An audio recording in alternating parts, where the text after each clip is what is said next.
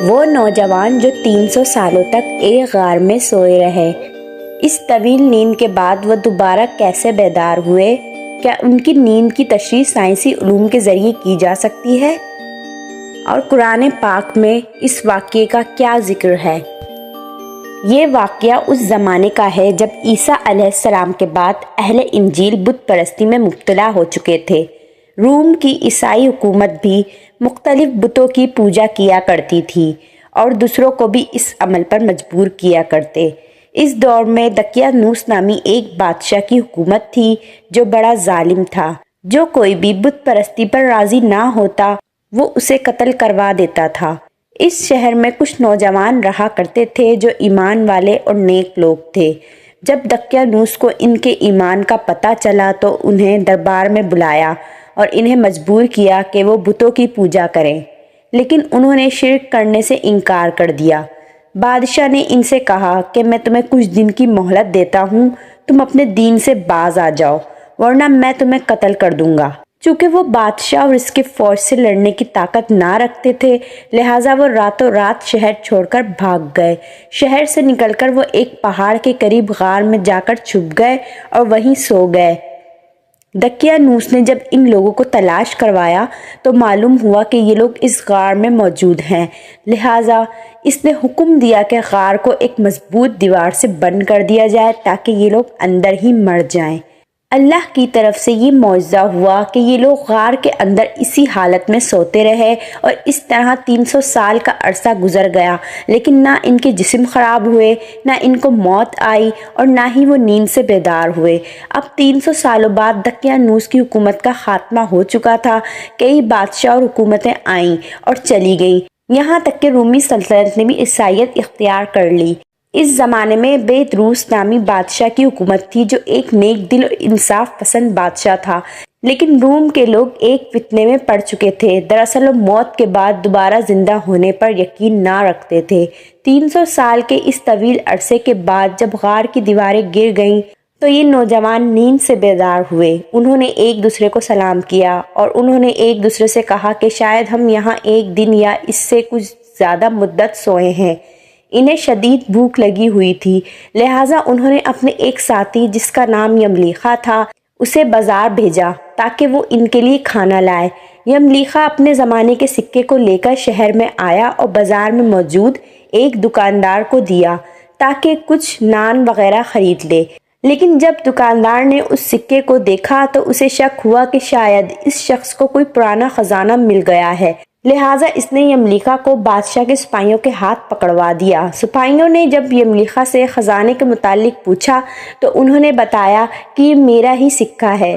پھر انہوں نے دقیانوس بادشاہ کے بارے میں پوچھا تو سپاہیوں نے جواب دیا، اس نام کا کوئی بادشاہ نہیں ہے، لیکن سینکڑوں سال پہلے اس نام کا ایک بت پرست بادشاہ گزرا ہے۔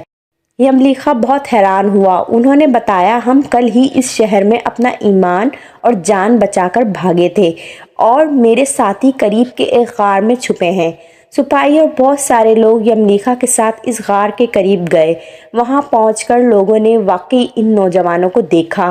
اس کی خبر جب بادشاہ بیدروس کو ہوئی تو وہ بھی فوراً علماء کے ساتھ غار کی طرف آیا۔ بیدروس نے اپنے آباء و اجداد سے ان نوجوانوں کا قصہ سن رکھا تھا جنہیں اصحاب کہف کہا جاتا تھا، اور 300 سال پہلے بت پرستی سے بچنے، اپنے ایمان کو بچانے کے لیے انہیں اس غار میں بند کر دیا گیا تھا۔ بیدروس نے جب انہیں دیکھا تو سجدے میں گر پڑا اور اللہ کا شکر ادا کیا کہ اس نے لوگوں کے لیے ایسی نشانی ظاہر فرمائی ہے کہ اب انسانوں کو موت کے بعد دوبارہ زندہ ہونے کا بھی یقین ضرور آ جائے گا۔ اس کے بعد اصحاب کہف نے لوگوں کو خیر بات کہا، بادشاہ کو دعا دی اور واپس غار میں جا کر سو گئے، اور اسی حالت میں ہی اللہ تعالیٰ نے انہیں موت دے دی۔ بلا شبہ اصحاب کہف کا اتنی لمبی مدت تک غار میں سوئے رہنا اللہ کی طرف سے ایک معجزہ تھا، لیکن سوال یہ اٹھتا ہے کہ انسان 300 سالوں تک کیسے سو کر زندہ رہ سکتا ہے؟ اگر قرآن مجید کی سورہ کہف کی ان آیت پر غور کریں تو اصحاب کہف کی اس طویل نیند کے متعلق بتایا جاتا ہے تو ان کے مطابق ہم نے غار میں کئی سالوں تک ان کے کانوں پر نیند کا پردہ ڈالے رکھا اور جب سورج نکلے تو تم دیکھو کہ وہ ان کے غار کے دہانی طرف سمٹ جائے، اور جب غروب ہو تو بائیں طرف قطرہ ہو جائے۔ یہ خدا کی نشانیوں میں سے ہے، اور ہم ان کو دائیں اور بائیں کروٹ بدلواتے تھے۔ اگر تم ان کو جھانک کر دیکھتے تو پیٹھ پھیر کر بھاگ جاتے اور دہشت میں آ جاتے۔ 3 آیات کے مطابق اللہ نے اصحاب کہف کے کانوں پر نیند کا پردہ ڈال دیا تھا، جو ہمارے اندرونی کانوں کی طرف اشارہ کر رہی ہے۔ یہ کان کا وہ حصہ ہوتا ہے جو سوتے وقت انسان کو کسی آواز پر چونک کر دماغ کو سگنل بھیجتا ہے اور دماغ ہمیں جگا دیتا ہے، مگر اصحاب کہف کے معاملے میں اللہ تعالیٰ نے اس حصے کو بند کر دیا تھا۔ ان آیات کے مطابق سورج کی روشنی غار کے اندر نہ پڑتی تھی اور وہ کترا کر نکل جاتی تھی۔ دراصل سورج کی روشنی انسانی جلد پر پڑنے سے ریڈیکل مالیکیول میں اضافہ کرتی ہے، جس سے انسان کی عمر بڑھنے لگتی ہے۔ یعنی غار پورے 300 سالوں تک ٹھنڈی رہی اور سورج کی شعاعیں ان کے جسم پر نہ پڑیں۔ لیکن جدید سائنس کی نئی تحقیق اور دریافت اصحاب کہف کے اس واقعے کی صداقت کرتی ہے اور حیران کر دینے والی تشریح بیان کرتی ہے۔ دراصل جدید سائنس کے مطابق ہائبرنیشن ایک ایسا عمل ہے جس کی مدد سے دنیا کی تقریباً 2000 جاندار موسم کی سختی، خوراک کی کمی اور موت کے خوف سے بچنے کے لیے ایک لمبی نیند سوتے ہیں۔ اسی لمبی نیند کو سائنٹیفک ٹرم میں ہائبرنیشن کہتے ہیں۔ ہائبرنیشن کے اس عمل میں دل کی دھڑکن 95% آہستہ ہو جاتی ہے، سانس سیکنڈ کے بجائے منٹ میں چلتی ہے اور جسم کا درجہ حرارت ٹھنڈا ہو کر کم ہو جاتا ہے۔ ہائبرنیشن میں جاندار اپنے جسم کی غذائی ضرورت کو پورا کرنے کے لیے جسم میں موجود چربی اور مسل سے حاصل کرتے ہیں، یعنی اس دوران کسی زندہ جاندار کا میٹابولزم انتہائی سست ہو جاتا ہے۔ ہائبرنیشن کرنے والے جانوروں میں کئی قسم کے چوہے، چمگادڑ، گلہری، سانپ، اسنیل، چونٹی اور ریچھ کی کئی نسل شامل ہیں۔ ہائبرنیشن کرنے والے جاندار بہت زیادہ کھاتے ہیں تاکہ موٹے ہو کر اپنے جسم کے اندر چربی بنا لیں، جو انہیں لمبی نیند کے دوران توانائی دے۔ عام طور پر جاندار ہائبرنیشن کے اس عمل کو سردیوں کے موسم میں کرتے ہیں، کیونکہ اس موسم میں غذا اور شکار کم ہو جاتی ہے۔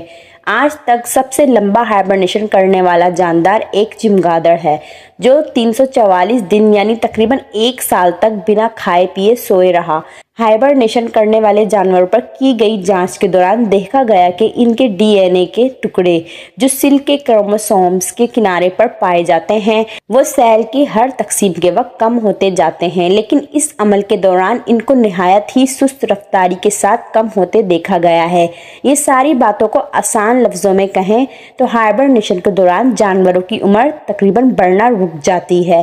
انسانی تہذیب کی اگلی صدی سسپینس ٹریول کی صدی ہونے والی ہے، جس میں سائنس اس چیز کو ممکن بنانے کی کوشش کرے گی کہ ہم انسان پہلے چاند پر، مارس اور پھر سولر سسٹم کی دوسرے پلانٹس پر انسانی آبادی بنائیں۔ لیکن ان سیاروں تک پہنچنے کے لیے انسان کو مہینوں بلکہ سالوں کا وقت لگ جائے گا، لہٰذا اتنی لمبے عرصے سفر کو ممکن بنانے کے لیے ہائبرنیشن کے اس طریقے کا استعمال ہی سب سے موزوں ہے، جس سے انسانوں کو اسپیس شپس کے اندر اس لمبے سفر کے دوران کئی سالوں تک بہت کم غذا دے کر ایک طرح کے ڈیپ فریج میں رکھا جا سکتا ہے، اور پھر دوسرے سیاروں پر پہنچنے کے بعد انسان ہائبرنیشن کے اس پروسیس سے باہر نکلے گا۔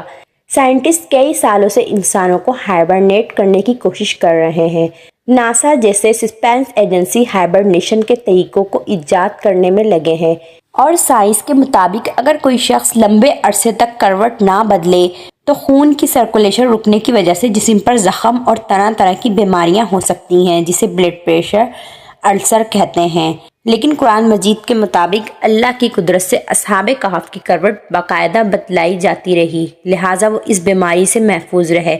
سائنس کے مطابق اگر آنکھیں زیادہ عرصے تک بند رہیں تو آنکھوں کے نیورو آپٹکس کو نقصان پہنچتا ہے اور انسان اندھا بھی ہو سکتا ہے، لہٰذا لمبے عرصے تک سونے کے لیے آنکھوں کا وقفے وقفے سے جھپکتے رہنا ضروری ہے تاکہ نظر ضائع ہونے سے بچی رہے۔ قرآن مجید کے مطابق تو اگر انہیں دیکھو تو سمجھو کہ وہ جاگ رہے ہیں، یعنی آنکھیں جھپک رہے ہیں، حالانکہ وہ سو رہے ہیں۔